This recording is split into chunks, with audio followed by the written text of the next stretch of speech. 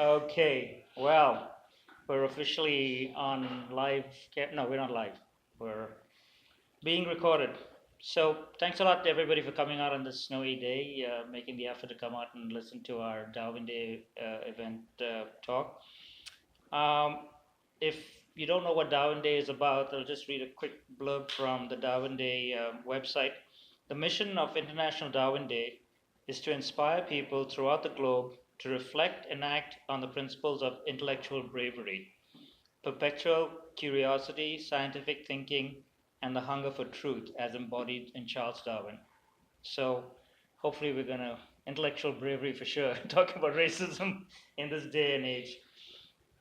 Um, Dr. Robert Gurley is our speaker today. Dr. Gurley received his PhD from the Hungarian Academy of Sciences in 1989. He held academic positions in various universities. Eötvös, is that how you say it? Eötvös University in Budapest, Department of Psychology at the University of Toronto, as a research scientist at Mount Sinai Hospital Research Institute of Toronto, and in the Department of Psychology at the Indiana University, Purdue University in Indianapolis. He's been a professor in the Department of Psychology at the University of Hawaii in Honolulu. He's also held industry positions in neuroscience in the departments of Genentech Incorporated, San Francisco. He was a senior research scientist at Neuroscience Department of Eli Lilly and Company, Indianapolis, served as vice president of research at Sages Pharma, San Francisco as well, before coming to UTM. He's a review editor of Genes, Brains, and Behavior, and a regular referee of the Grant Review Panel of BRLE. What is that? Of the National Institute of what is the BRLE? It's a behavioral research and learning ethology panel, basically. Okay. So anything that has to do with animal and human behavior. All right. He's also the chair of the Education and Training Committee of the International Behavior Neuroscience Societies, a fellow USA counselor and executive committee of that same society. His main interests have been in the genetic and biological mechanisms of learning and memory and social behaviors in mice and fish. Please help me welcome Dr. Robert Gurley. Thank you very much. Thank you. All right, thank you very much. So sorry about this long introduction. I was really worried that you're actually going to list all the things which I sent you. Anyway, so this is a lie. I'm not an evolutionary biologist. So I'm really a biologist, a behavior geneticist, neuroscientist, basically a person who's interested in trying to understand how the brain works and how behavior comes out of this organ. So it's more like the so-called proximate questions of neurobiology, which I'm interested in, meaning mechanistic questions, not evolutionary questions, which are a bit more difficult to actually experimentally prove or test. But I have been always interested in evolution. And so I have to admit that you guys are my guinea pigs now. Okay? So I'm thinking about writing a book with a very, very provocative title, which is Genetics of Racism. It's a very touching, very sensitive topic. And so I'm not entirely sure if it's a good idea, but I thought that maybe we could talk about this and for me test these questions in front of an audience and see how you guys react to it. Okay, so I really would like you to be active as you want to be. I like the more interactive format of Café Scientifique. This is more like a lecture format. I'm standing up here primarily because of this gentleman who doesn't let me go down and interact with you more closely. But I don't mind either way, it's fine. But I do appreciate if you guys raise your hand, shout, ask questions, okay? So this is the title that Kevin basically made me give you, kind of a toned down version of what I originally wanted to do. This is a bit more polite way of saying what I'm going to talk about. But there will be two kind of separate but related topics. One, which is a bit more, it's very speculative, it's not really provable, but what is the origin of racism? Where is it coming from? Can it be explained, the highly prevalent behavior that actually you can find across almost every culture you look at? Where is it coming from? Why do we have this kind of racist tendency that keeps popping up despite, trying to be politically correct, trying to be nice to each other? It always surfaces here and there, sometimes more hidden, sometimes more aggressive ways.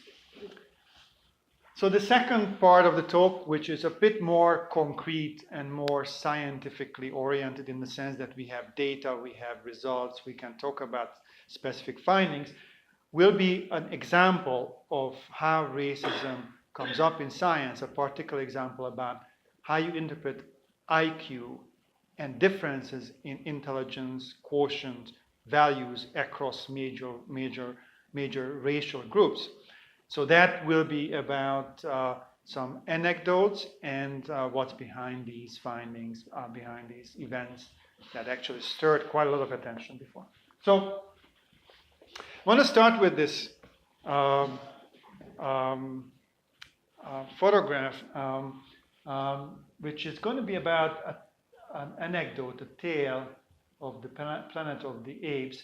And it's kind of a pun intended, because we are apes to a certain degree, related to them. This is our planet, but this example is actually about the movie. Have you guys seen the movie? Okay, this is the original movie. So if you have seen the movie, you know that there were a lot of actors employed, a lot of helpers employed by this movie set, where they were dressed in costumes. So they were dressed as orangutans, they were dressed as gorillas, they were dressed as chimpanzees. How many of you know what I'm talking about? The anecdote. Raise your hand if you know what I'm talking about. Okay. All right. So not everyone. So I'm going to explain what happened. What was amazing is that during the break, the lunch break, people observed that orangutan dressed humans congregated with other orangutan dressed humans, and gorilla dressed humans congregated with other gorilla dressed humans, and you can guess what the chimpanzees were doing. The same. So, and people were just puzzled.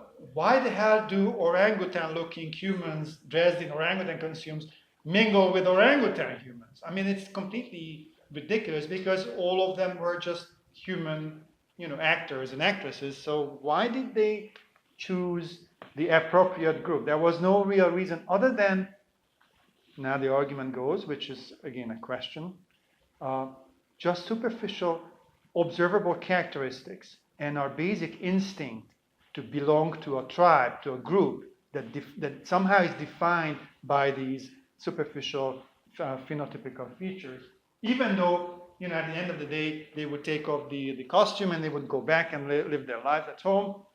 They still, stuck together like as if they were belonging to that particular group. So it's an interesting anecdote that basically it's listed here, the details. I didn't make it up just so that this is the source. You can see it online also. It's quite well known. So where is it coming from? Where is this instinct coming from? And you probably are guessing where I'm going with this. We evolved, our species is about 200,000 years old. We evolved in small groups. So we had this tribal group forming behavior that actually has made our species really successful and made us our evolutionary fitness or our adaptivity increased because of that. So here's a photo, kind of a rendering, a drawing of some ancient humans, Homo sapiens, forming a group, interacting with each other, talking to each other. So this tribe allows complex social interaction and thinking about who does what and why and with whom. which leads to the ability to cooperate, and that itself jump-started what we call cultural evolution. And ultimately, this cultural evolution is what allowed our society to evolve to where we are now, a technologically advanced society. So, yeah, this is not racism, but what it is basically a basic instinct to form groups and to define a group by some way, in some ways that allows the individual members of the group to identify themselves as members of that group and identify other people outside of the group based on some features. So these are almost always superficial, observable characteristics. How you dress, what you wear, what songs you sing, all kinds of things that could define culturally a group that is easy to see, hear, observe. So, when you are in a tribal situation like 150,000 years ago,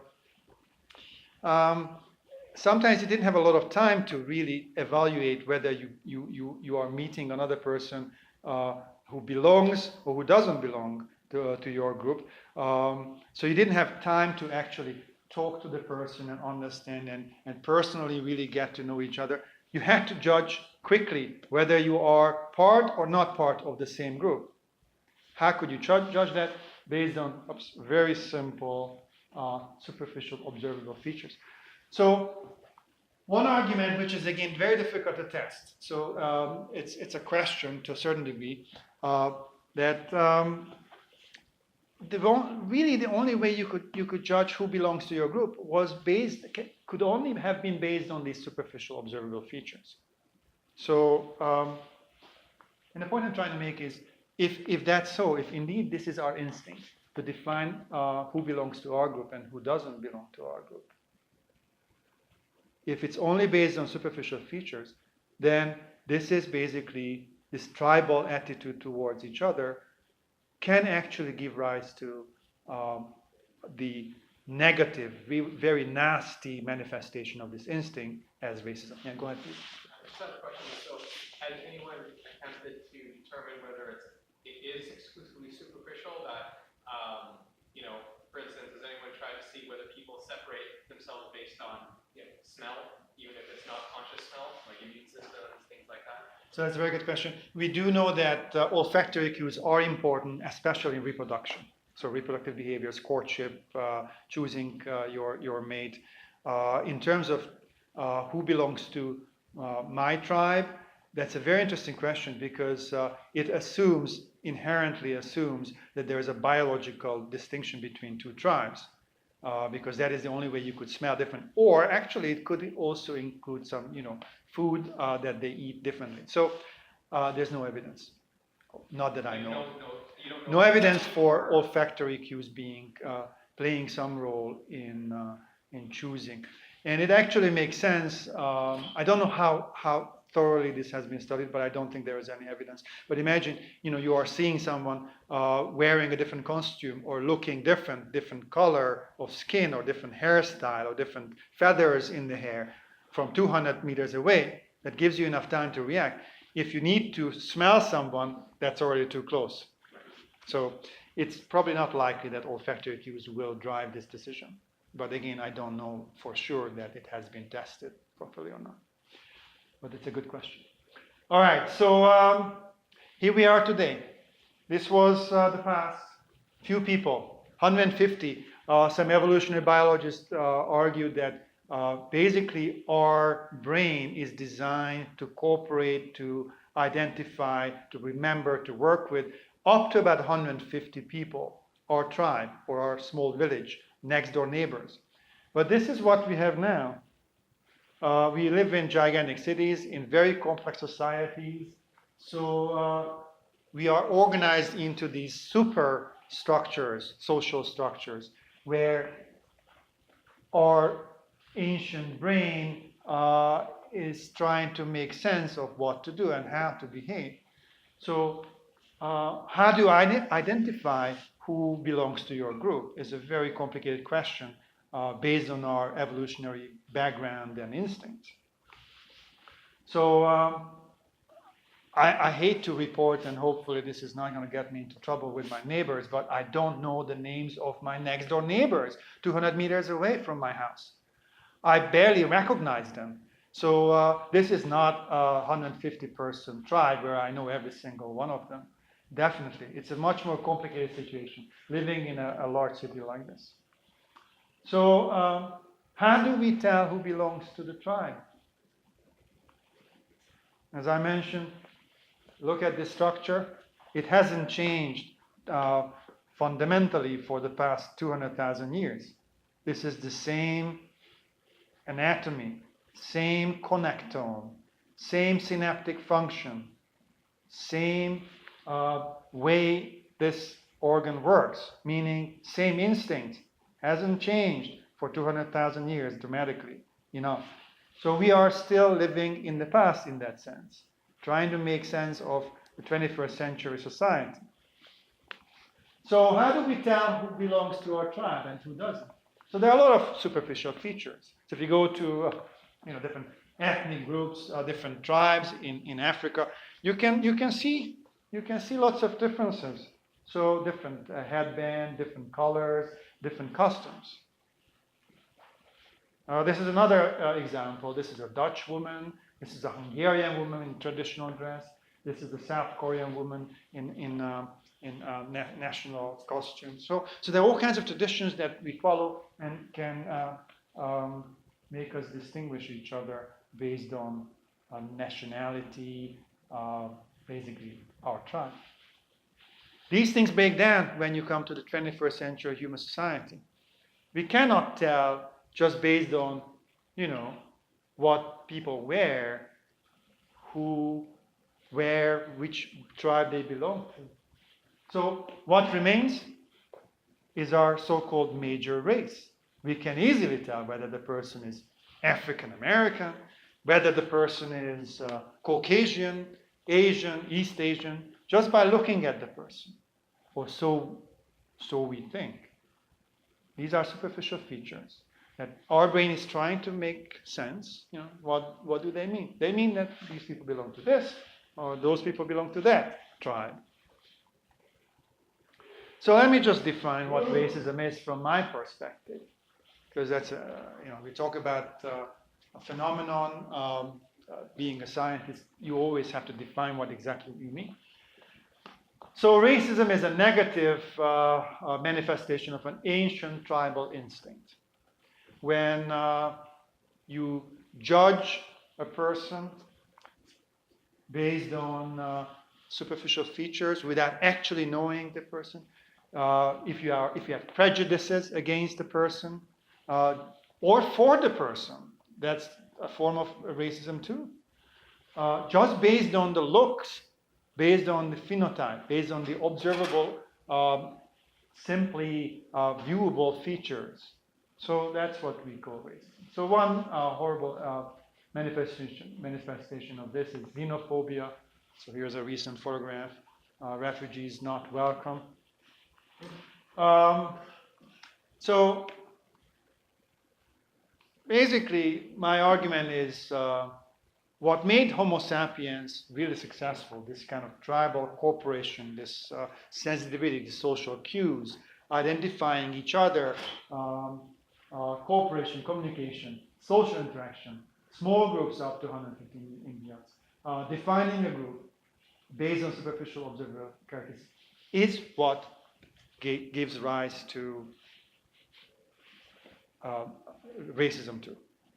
So this is unfortunately, and this is actually an interesting, a very provocative statement from me, but I'm just curious what you guys think.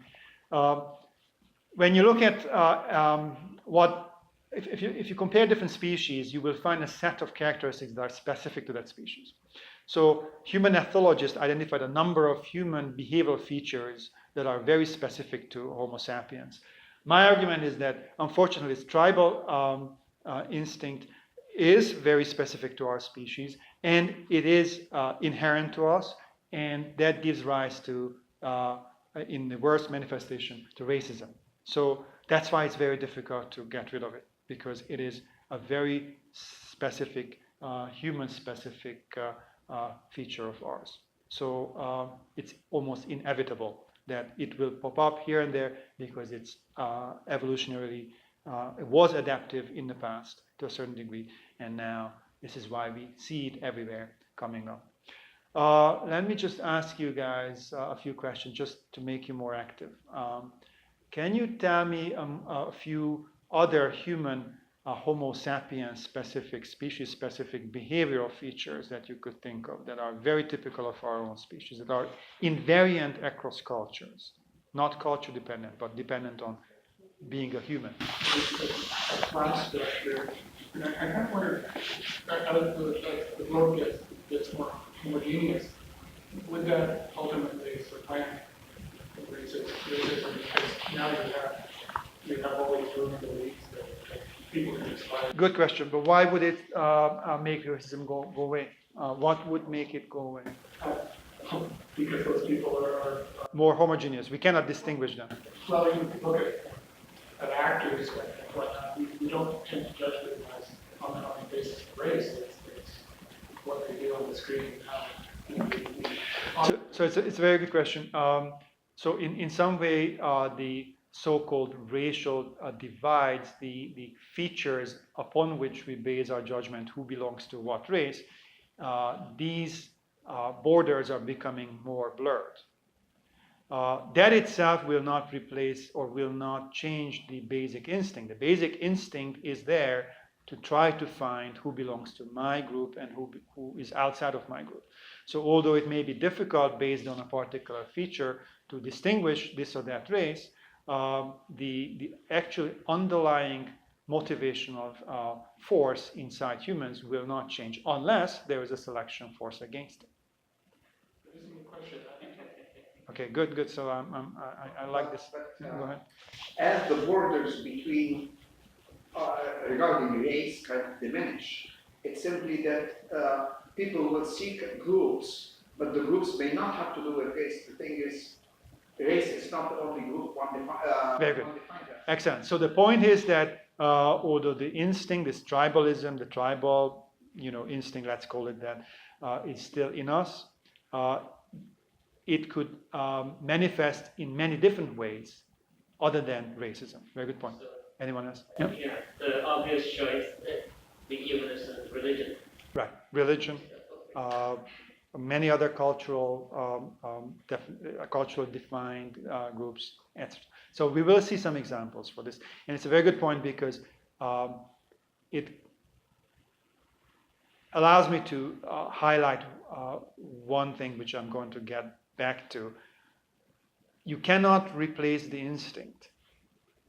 It would take a long time to do that, but you can channel it in the right direction. This would be one way to channel it in the right direction. Let's say, and I'll show you an example for that. Okay, any other questions about this? Yes. Yes.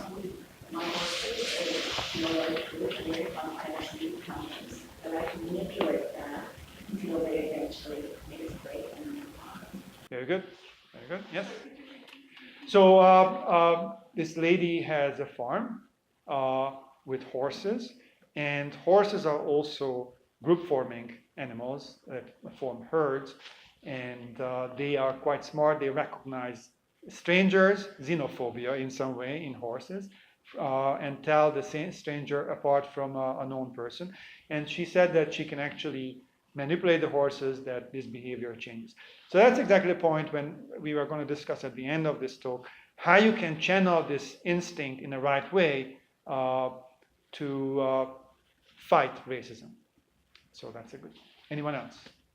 Okay, so yeah, go ahead. I actually was going to say that, well, her argument about other groups of other animals, other species, form groups and have cooperation. But I mean, isn't this idea of this part of my tribe, doesn't it cross all sort of boundaries? Because blue jays don't flock together with cardinals, certainly not with Canada geese. I mean, every living thing seems to be looking to congregate. Good point, except that these are different species. When we talk about us, we're not talking about not mixing with gorillas. So the example of the gorilla and orangutan group was just to show you that we are all humans, and based on very superficial features, we segregate.